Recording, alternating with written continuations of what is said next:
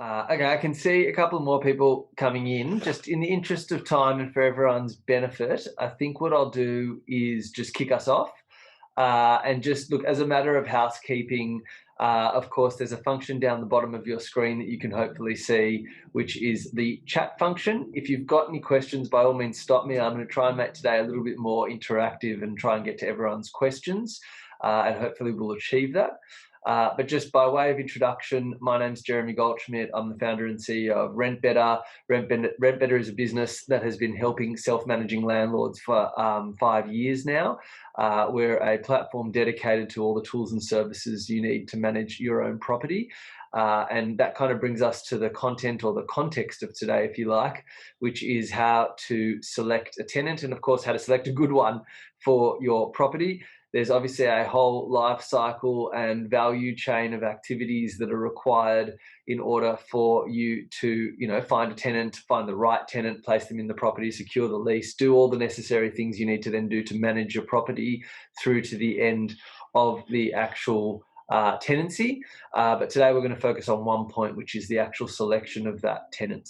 From my perspective, again, I recognise that everybody has, busy days and busy schedules.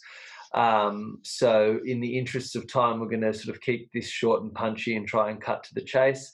And by all means, jump in with any questions you've got.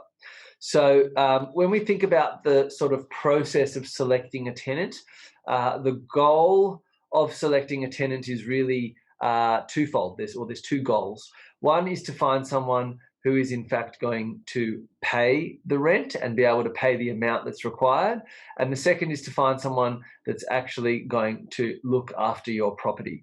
And so again, there's these two goals or objectives: going to pay rent, going to look after property. When we think about paying rent, there's always sort of, there's a great, if you like, story or trade-off that one might make. And, the classic example is someone who says, I've got two applicants. One is a high-flying doctor and she's got a mammoth salary and she looks unbelievable on paper because she earns so much money. I'm sure she's going to pay my rent.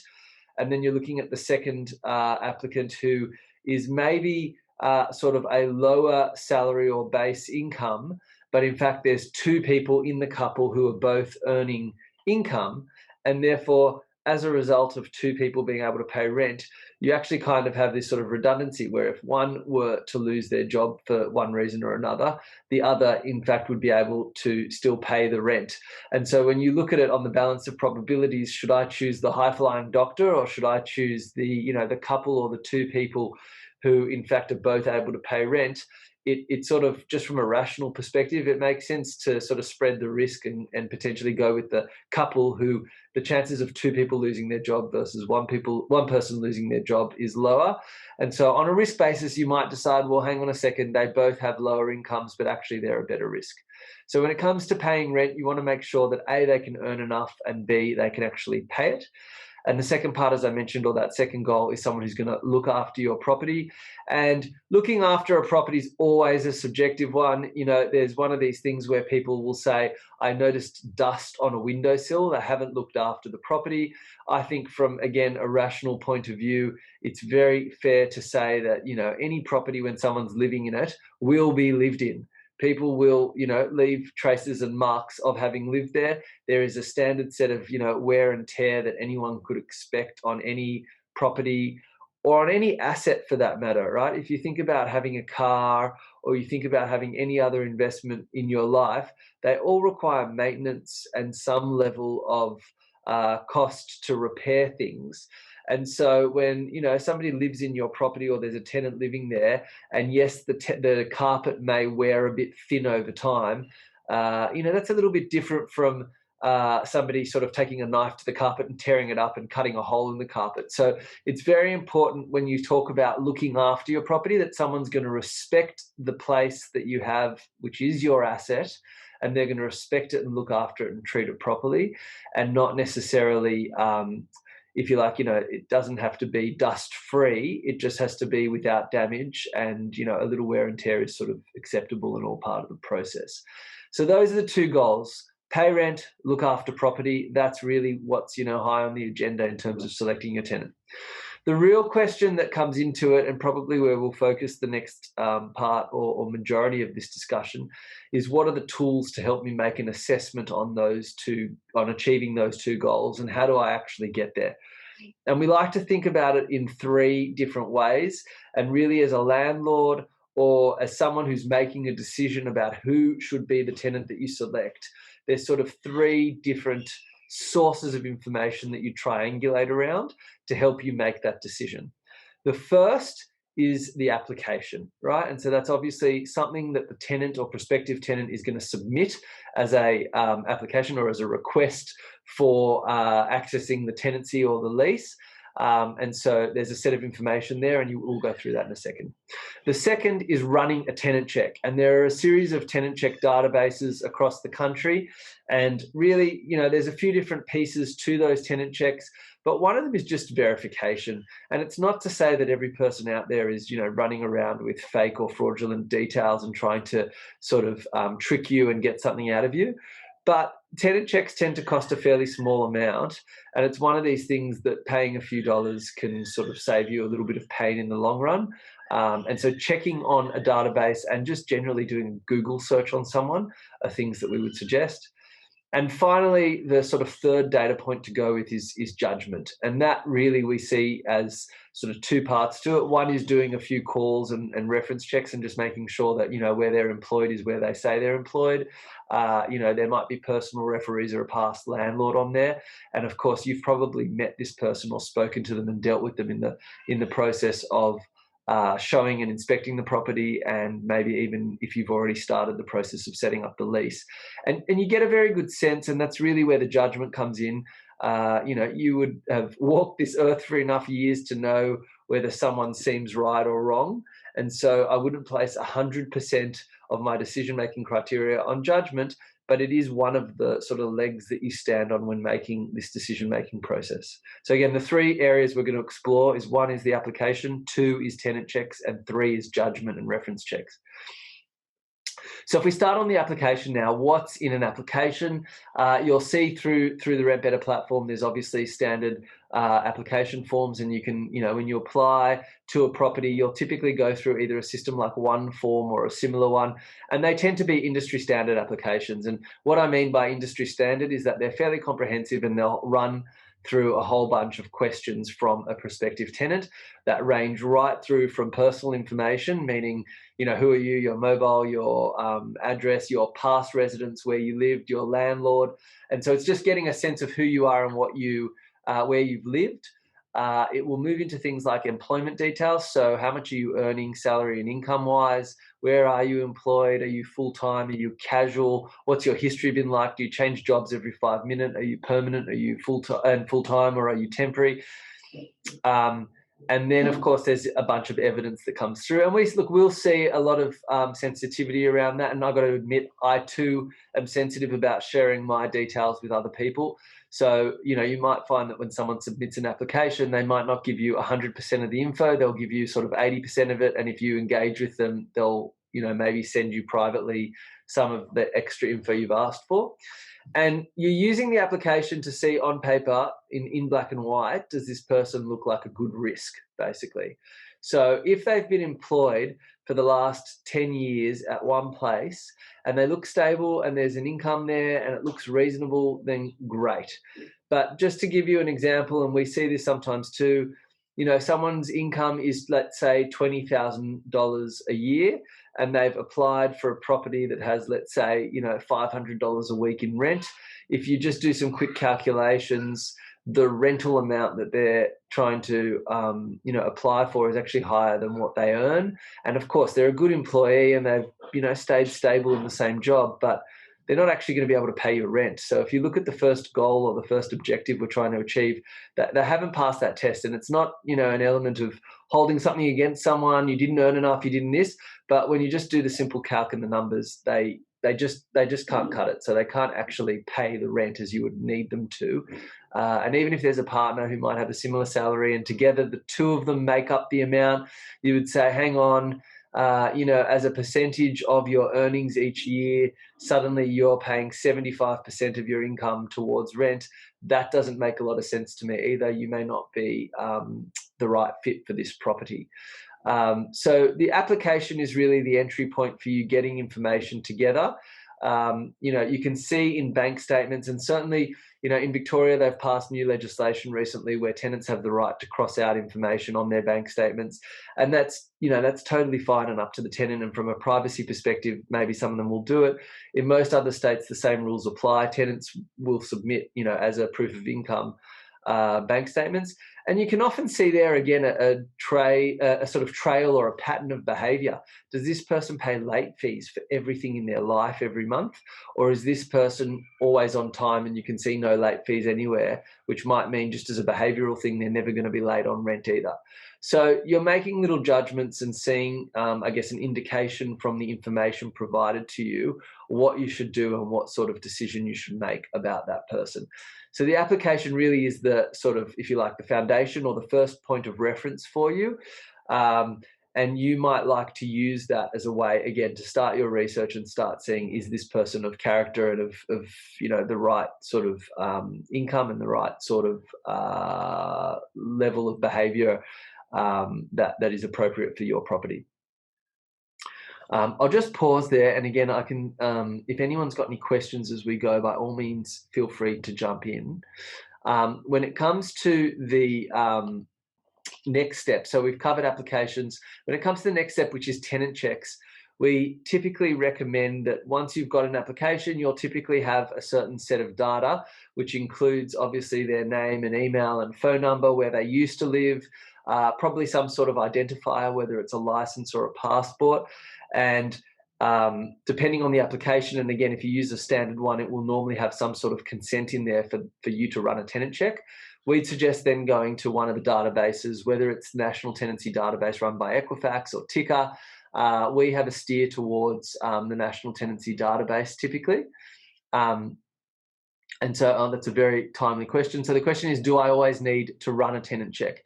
And so I guess my point here is we would typically steer you for a low cost to run a tenant check, because what you're doing is in a tenant check, it's giving you 3 data points. The first is verifying this person's identity, and they'll use a combination of things like the government and electoral rolls, like the Department of Motor Vehicles and Licensing, and even passports and immigration. So it's basically a validation. If this person gets a check mark that they are, or their identity's been matched, it's a really good indication that they're somewhere registered and that they're real. Again, I don't like fear mongering, and I don't think people should be scared about this process.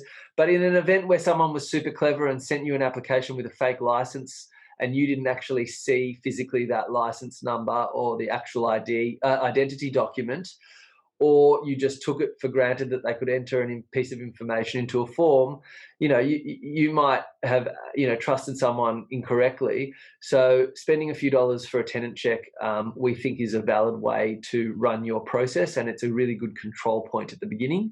So you're taking your information from your application, and you've obviously made some level of judgment that they're worth progressing to look through a tenant check. You're going to run that tenant check. It's going to tell you, A, did their identity match some sort of government database?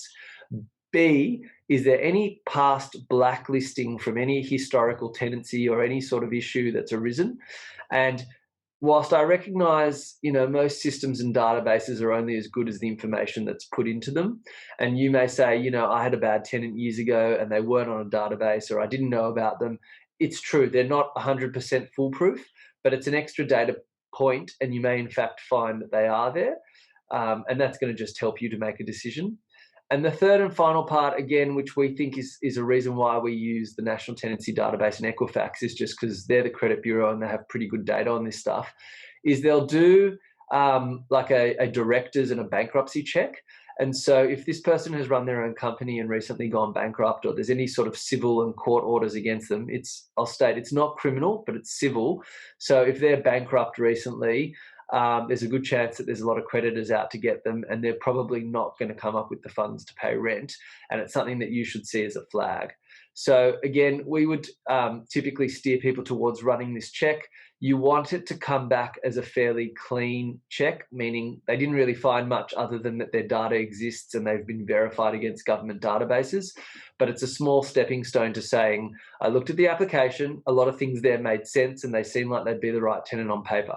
I then got a third party to take a look and tell me they're verified from an identity perspective and there's no sort of outstanding or major issues. And that might take you to your third step here, which is the point that we say that you triangulate on your judgment, which is really about looking at, I guess, your experience working, or not working, but speaking to this particular tenant. And, there's a few data points there. The first is they'll typically want to come through for an inspection. So chances are you had some sort of email or phone call with them in the early stages to organize that. Then they would have, when you arrived, you would have opened the door and actually shown them the property. Was the interaction positive? Was it somebody who, immediately struck you as perhaps someone who wasn't going to necessarily treat you or your property with respect? Was there an incident? So all of these things sort of go into forming your decision as to whether this person's going to look after the property and be able to pay rent. So that part's really important. And then finally, just a couple of reference checks and calls. So if somebody has told you that, they're employed at company ABC, it makes sense to just call company ABC and say, hey, just doing a tenant check and making sure that this person is employed and verifying that information. If somebody's told you that, I don't know, they're on a payout from an insurer for 5 years and they're not employed because they're getting these payouts from the insurer, well, it might make sense to just call the insurer and say, hey, look, I'm just approving someone for an application and, in lieu of income, they've claimed these insurance and I can see that there's, either a pay slip or a receipt from receiving the payment, but I'd really just like to make sure that, in fact, this person has told me the truth. So you're just testing and verifying the information you've received. And then, look, the final point that we'd say here is obviously the past landlord and wherever they've lived last. And again, this is one where Victoria's sort of recently changed records. The tenant doesn't have to sort of forfeit information about, whether they receive their full bond back and some of the sort of minor points around that. But typically you'll find that if you were to speak to a past reference, at the simplest level, a thumbs up, thumbs down may help. And look, again, systems don't lie, but people can sometimes get caught up and give you misinformation. And if you think about, there's sort of an adverse effect here where if a tenant were living in one property at the moment and they were a really poor tenant and they'd applied to your property and you call the past landlord and say, is this tenant any good?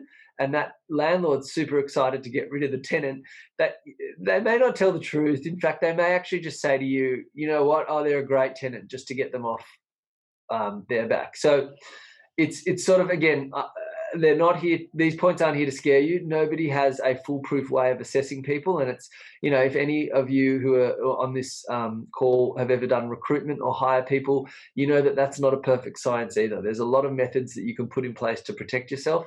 There's a lot of ways that you can think about making your decision and sort of having some small stepping stones. We've talked about 3 different tools to use. And of course, you can go through and vet people in more stringent ways and have further conversations with them.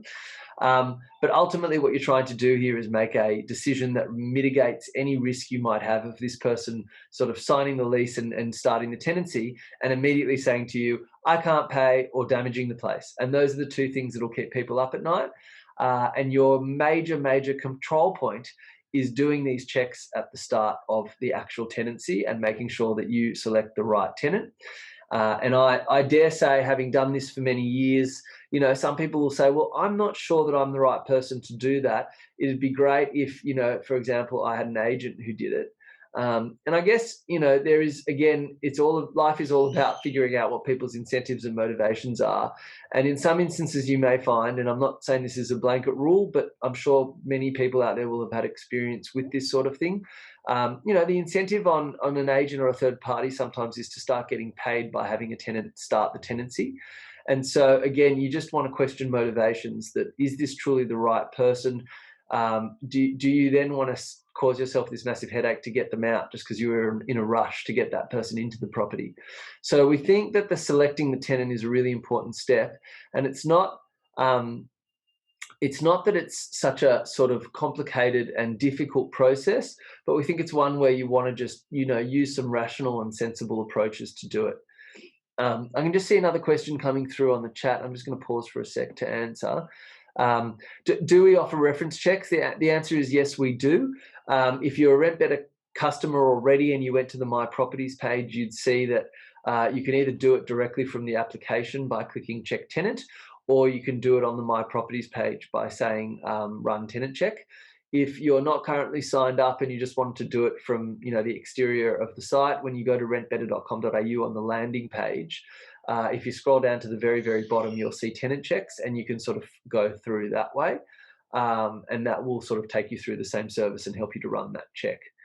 So that's kind of the basis of what we wanted to talk about today. I'm just conscious that there are a couple of people with questions, so I'll just pause for a sec while more of them come through.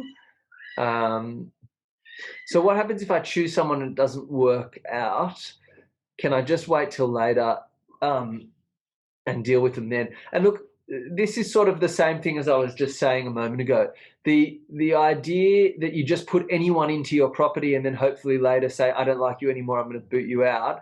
There's a whole bunch of protections for people to A, stop them from being removed from their home, and B, from your perspective, it's almost not worth the headache of creating and starting a tenancy and then trying to end it and move on. So what you want is to be really sensible in the early stages of this process and pick the person that's going to be the right fit for the property based on, as we said, those two objectives, which is someone who can pay and someone who's going to look after the property and treat it with respect. And then again, using the three major tools which we've talked about, which are applications, your tenant checks, and the ability to use your judgment based on interactions and reference checks. So I think that's a really important part of this. Just going to go back to any final questions here. One more that I can see coming through is the differences in databases. And so, look, I think depending on different jurisdictions and locations, I've heard over time that, sometimes people in Queensland say that they'd prefer Ticker, for example, and, other parts of the country prefer the National Tenancy Database. Look, we find typically that because Equifax, who run the national tenancy data, have pretty strong credit bureau and sort of individual personal databases, we find that we'll use them to get a check on the identity documentation, and we find them to be a reasonably good resource. There's no reason for me to sort of advertise them over any other database, but it's just the one that we've used over time because they're reliable and it's sort of a big database. I think as long as you're taking the necessary precautions to verify that person, I think you're in good stead. And sometimes, that might mean asking to see a copy of one of their documents, whether it's the passport or their license, and just saying, hey, can I see a copy of that? Or do you mind just if I take a photo of it just for your own records, if it hasn't come through with the applications? So the question is if I have the ability to choose the time of year to look for a tenant, when is the best time of year to do it? That's a great question, and it's one we've often talked about, sort of the lack of research of when high volume parts of the year are. You sort of see that for renters, January tends to be a really big time of year, for movements. And look, my experience, again, having watched this market for over 5 years and just seeing the patterns of behavior, whether it's seasonal or when people do things, what I've always found is that the sort of lead up to the end of a school term, just before school holidays, tends to be pretty active. And I think if I try and sort of get inside the minds of a lot of renters, either young kids or just, family renting, a time where they've actually got the ability to do something might be when they've taken holiday with kids, which is usually school holidays, and that's when they're going to pack up the house and get going. So we do see that that January school holidays just before the school year starts tends to be a pretty big month each year, and then they sort of have a shoulder in Feb, and March starts to pick up again as you head towards the April school holidays, and then you see that May and June, sort of reasonably good winter, is not always expected to be a good time to move, but it's sort of a sensible time when people start to make decisions ahead of jumping into that sort of June mid-year school holiday season. And again, you see the same pattern form in the second half of the calendar year.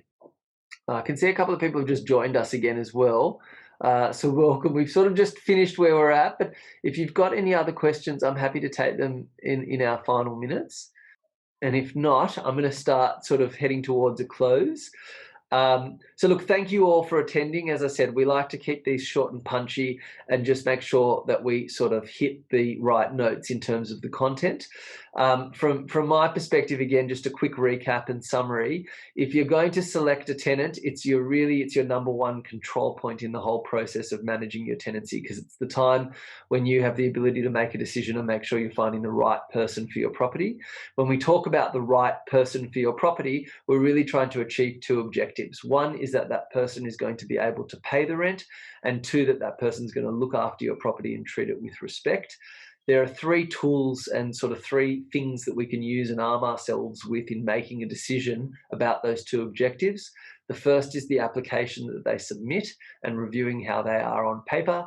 The second is using tenant checks and third-party databases to verify identity and some of the other information around blacklistings and bankruptcies.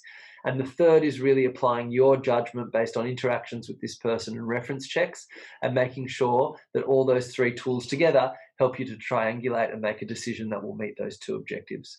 So thank you so much, all of you, for joining us. If you'd like to send through any questions, you're most welcome to do so after this session if we've missed anything. The email address to send them to is info@rentbetter.com.au. We'd be very happy to take your feedback and any thoughts or comments on this session. But I'll just thank you all for attending. And if there's any final thoughts or comments, I'm very happy to address them. Oh, I can see one final one's just come through, is will you be able to rewatch later?